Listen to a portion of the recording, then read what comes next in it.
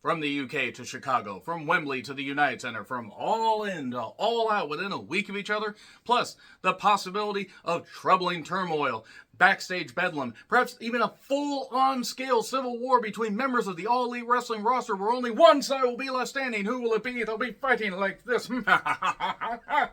Yes, bully, bully, bully. Or some will be fighting like this. Or they'll be doing this. She's been doing this and trying to cut their promos like Gollum. Possibly, maybe, rumors and innuendo, or innuendo as it were. Let's get to it. I'm John Rentham with my AEW All Out 2023 predictions. Let me know your predictions in the comments, please. And a couple notes. I don't know what's happening backstage at AEW. I don't work there.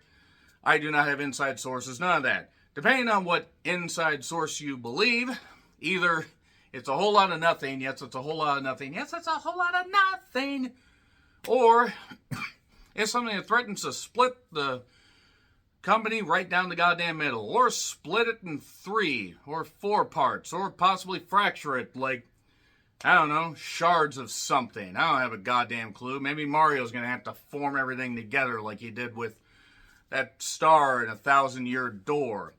And also, I read the Rampage spoilers, so I'm going to talk about one particular match that was finalized there. And also, Collision has not happened yet, because I cannot see into the future. I cannot stop you from killing my race in the future. We already did that. I know you do that. So yeah, as of now, 9 matches. 9 matches. So, also, I do want to say that Wembley, while a spectacle, great crowd, and there were some great moments, and there were some moments I didn't care for. It was a great atmosphere.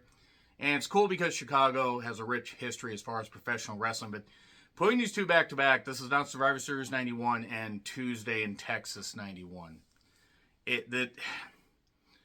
I like the fact that some of the feuds that have not gotten a ton of love, have gotten a little bit of build, but not a ton of love, are getting on this card. But this just really feels kind of like a B pay-per-view. Could be good. Could be good. I don't know. So anyway, Chris Statlander against Ruby Soho. Remember when Ruby Soho felt really important 2 years ago with All Out? Remember that? And then that lasted for a couple months. Anyway, TBS Championship match. And look, I think it'll be well wrestled. My pick is Statlander. Not because I don't like Ruby, but Statlander, after beating Jade at D-O-N. Was it D-O-N? Was it D-O-N or Forbidden Door? I'm actually struggling to remember. I know she beat her at some so many shows. She beat her, a bit ago after coming back from injury. And that's cool. Statlander should continue to roll with the championship. If they want to have Jade return and have a feud with her, is what it is. They could have Jade come back and face Saraya, defender of Abuserverse, who is not on this card. But Statlander will win. I think it'll be good. I do find it kind of troubling that as of this recording, there is only one women's match on the show. And that is, it's getting to the point now. I'm not saying make it even, but if you can't even do 2 women's matches on each pay-per-view, you really shouldn't put any effort into the women's division. Oh, wait, they're not putting any effort into the women's division. And I'm not talking about the talents. I'm just talking about the people in charge. Statlander will win, but God, that's a whole nother video for another day. Luchasaurus taking on Darby Allin for the TNT Championship. Darby wins, because why not? I mean, I'm not against the idea of Luchasaurus retaining, and maybe they go to the Collision in Seattle, or possibly the Wrestle Dream pay-per-view the next night in Seattle, and have a title switch there, because they did the same thing when Darby beat Samoa Joe on the January 4th edition of Dynamite that I was there for and was a lot of fun. Darby will win.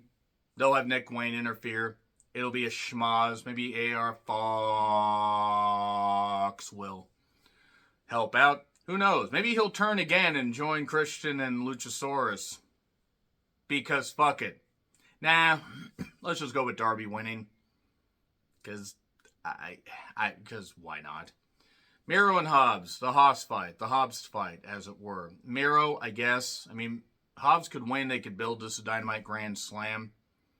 But I'll go with Miro winning, and then I'm going to have a big old fracas afterwards. We're getting a rematch regardless at Grand Slam, I believe, and that will be a cool spectacle. So yeah, Miro, Orange Cassidy against Jon Moxley for the AEW International Incident Championship, and probably Moxley. I mean, if Cassidy beats Moxley, and I really don't know what we're doing here, they could have people run in and distract Moxley. They could have a big old schmaz, as it were, because why would Stadium Stampede have been the end of the whole goddamn thing? So I expect a bunch of run-ins and everything, but Moxley will probably win, and then they'll have Orange Cassidy go on and maybe be in the tournament, and then challenge MJF at Dynamite Grand Slam and beat him there, or beat him at Full Gear. I am fully expecting them to have Orange Cassidy be the one to beat MJF. Whatever's happening with Punk, whatever's not happening with Punk, I expect it by no later than winter is coming. Hope I'm wrong. Moxley and Orange Cassidy, though. Oh, boy. So anyway, Omega and Takeshita. I think Takeshita, because I think they could rematch this at Grand Slam. And I don't think that'd be the worst thing in the world. Omega could get his win there. Takeshita could get another pay-per-view win. Be the first guy to beat Omega at 2 pay-per-views. Big fucking deal. As long as they limit what Callis is involved in, I'm all for it. They see a lot in Takeshita. And he's got the size, he's got the ability, and a big singles win here would do wonders. So we get Bullet Gold Club with White Juice. I know what their names are, I don't care. White Juice and the Guns against FTR and the Bucks.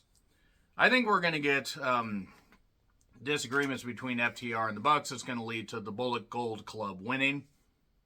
But then again, having said that, they'll probably have one of the Guns take the pin. But they want to keep doing this thing with FTR and the Bucks and possibly do that Dynamite Grand Slam, a lot of Dynamite Grand Slam hype, since I think that's taking place in like 2.5 weeks. Yeah, Bullet Gold will probably win. It'll involve a whole lot of stuff, and I bet you Rick Knox will be the referee. Cole and MJF, and this is where a spoiler for Rampage will happen. So, quick, spoiler. They're facing the Dark Order. Silver and Reynolds. Yeah, really. Why didn't they put Bishop Khan and Toa Leona in there? At least that would have been better. I mean, because I like Khan. I think Khan and Leona are good. And also, they actually looked like they could do something. I'm sorry there are fans of Silver and Reynolds, the Dark Order, but I'm not. I don't have anything against them, but I'm sick of the Dark Order. I'm sick of these remnants of the beginning of AEW. I'm happy people are getting paychecks, but come on. There are certain things we need to move on from. Cole and MJF, please, dear God. I think the Kingdom will come out and attack them afterwards and set up for, yes, Dynamite Grand Slam. Samoa Joe against Shane Taylor. I have not seen any of Shane Taylor beyond a few clips that they showed on Dynamite.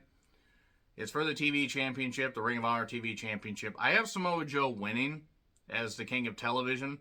If Taylor won, I wouldn't complain, but I like Samoa Joe's King of Television thing. Unless he's going to enter that tournament and face off against MJF, I think Samoa Joe's going to retain here. And then, recently had a match, Eddie Kingston and Shibata against Claudio and Yuta. 3 champions and Yuta. Yuta's taking the pin. Kingston and Shibata will win. I would be very surprised if Kingston and Shibata did not win this.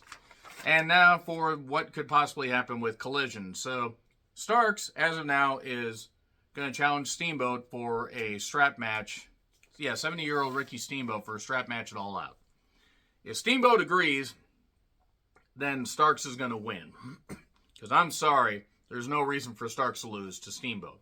And Steamboat wouldn't want to beat him. I would imagine, because Steamboat's all about business. He always has been about business.